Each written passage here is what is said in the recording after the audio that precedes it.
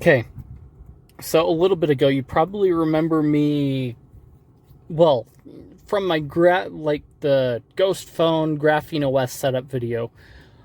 Oh, you might remember mention of one of the apps. This is one of the apps that I had not heard of before, and it's called Magic Earth, and this is what it looks like when it's opened up. So it's actually, so when you pull it up, it'll pull up like your location. First thing you've got to do is like go into here and like go over, and what you're doing is not that. You don't search. You go into settings. It should be right. Yeah, see, there it is right there. The settings. And then you're going to go into maps. That's the first thing you're going to do. You have to pre-download all your maps. And so they've got all these places you can search through, go through and look for it, what you need. But of course, I'm going to have my basic ones. And so they split the US up by state for the most part. So yeah, you can have the whole United States if you want, or you can pick your state as you please. You do you. They've got all kinds of countries. But you can see I've still got it on pretty default. So what's cool is it does track your speed. It does have your orientation tracked. You can see that our waypoint here is centered. If I move it around, I can zoom out with the map data that I have. And I can sit here and go around. What's cool is like some of the other map apps that I've shown off. So if I go to organic maps, which has kind of been the one that I've used for the most part as far as open source maps, you can see it's very similar. You've got some points of interest. So if I move, you're going to see the Marble Motel. If I go to, where is it? Main Street, you can see we've got all our points of interest. And we've got like the Max, pharmacies, Ridley's. I can go over here to the maps here. I can move over to Main Street. We've got Domino's, our pharmacy, Max, and so on. So it's got a lot of the same features as your basic Maps app. Oh, I can go into here and center on where I'm at. It's kind of being weird right now, but that is neither here nor there. So a couple other settings, mobile data on. I can change my distance to miles or feet. And then you can change the map stuff.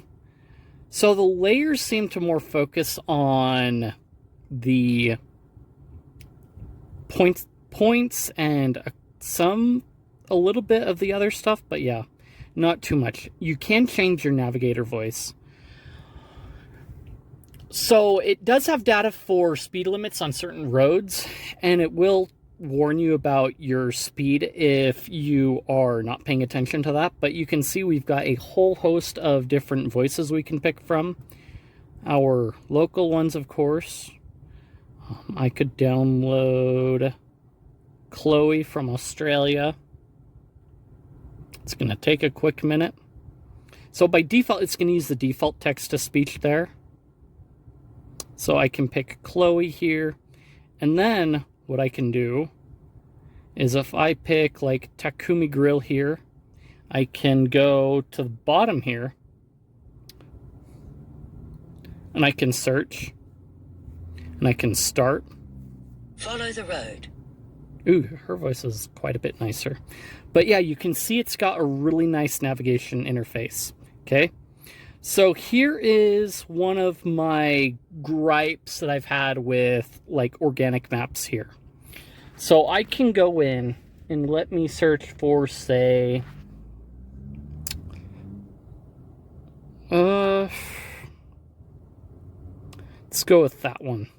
So I search for like a very specific address, and all it's going to give me is like a certain block section for the most part. So maybe I can pick that one and it'll actually give me a point. No, it doesn't quite work. Okay. I can go back into my search, go into here. I'm going to wait for it to come up with it. So I'm going to pick the, not Nephi East, Salem.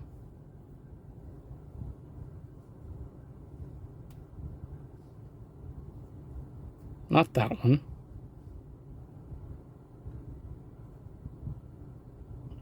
So I'm just going to get like a whole block here, you can see.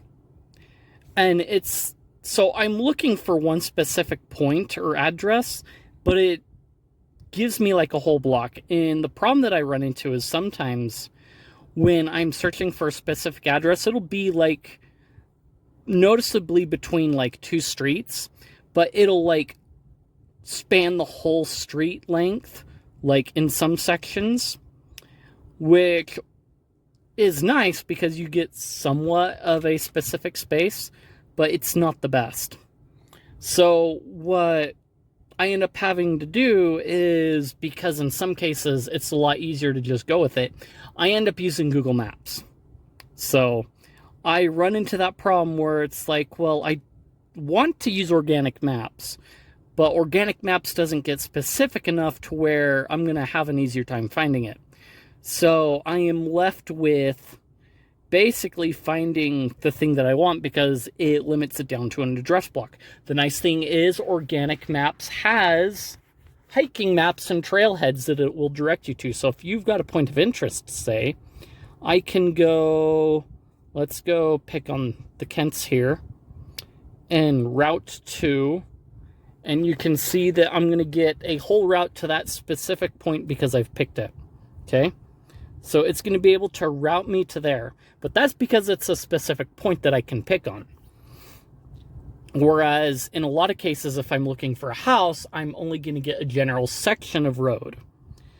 So what's really cool is if I pull that same thing here in organic maps, I can go 319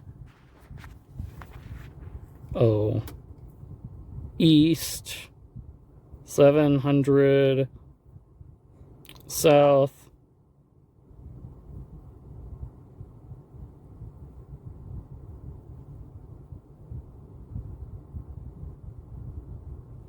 I'm going to search for that.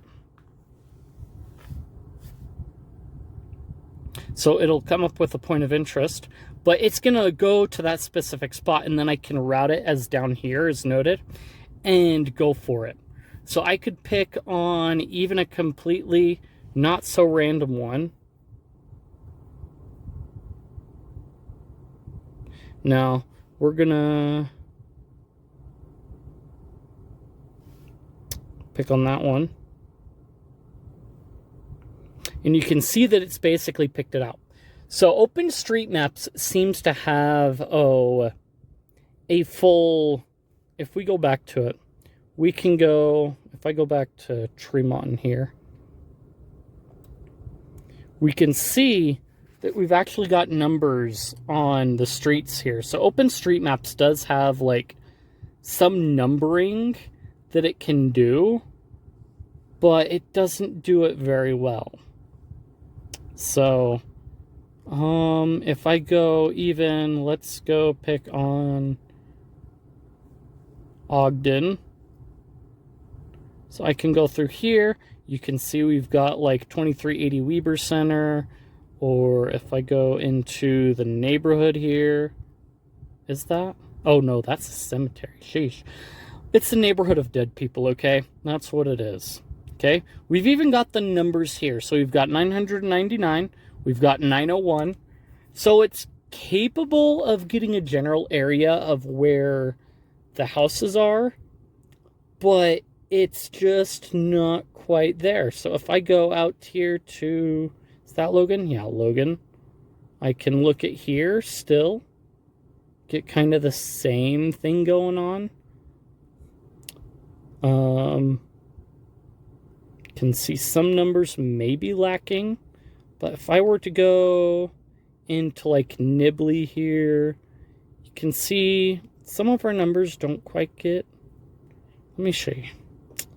Because you'll go into like certain rural areas and it's just not going to be as fleshed out, and so your length of road is going to be much longer in organic maps. Whereas I could pick on a specific point in,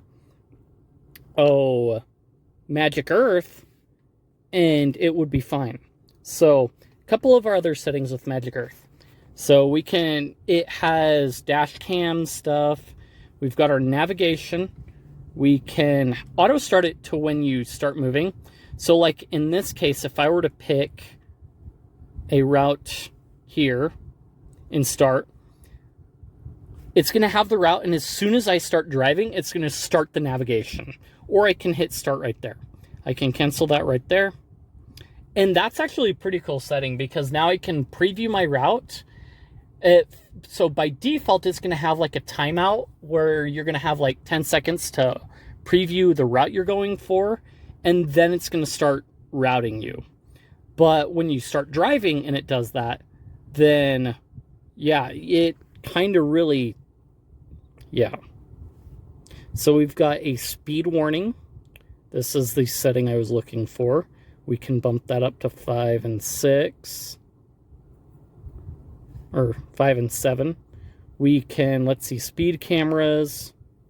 Uninstall speed cameras if we want to. Warning type, voice message. Ooh, okay. So there are some cars out there that have this feature, but this one by default, the voice message just tells you, mind your speed. No. Okay. So I guess it'll tell us where speed cameras are, just like Google, which, I mean, I've got interesting, yeah, whatever. You get the idea. Let's see, driver behavior, GPX track, safe parked car. Oh, wait. So you can save where you parked. That's cool. Anyway, I was not paying attention to that. Battery mode, magic day, map layers. I've already been in there. Sound, we've been in here already. So you can play over Bluetooth if you want to. Let's see, battery mode, normal. Power saving, ultra power saving.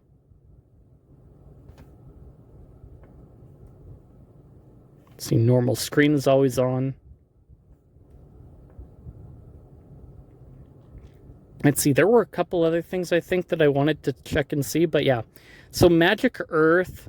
So if we go into support about, so they do have the reason why it's in, the Ghost Phone's list of apps for graphene is because of the privacy first. So like, they don't track your personal data. They don't apparently store it. You can go into more detail here. I haven't quite parsed through the whole thing, but it looks like there is some data they collect on like what you're getting, but they may not store it for long, and they may be a European company, so GDPR and whatnot. But yeah, privacy, so information collected is kept only for the purposes stated below. Don't store personal information generated automatically while you use our services. So they grab what they need for navigation and then drop it from there, apparently. So your rights and choices, information security, third-party websites and content.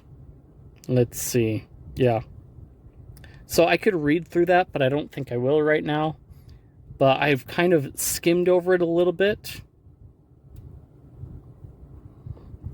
So they don't want your personal information. Honestly, it's a big hassle to have it.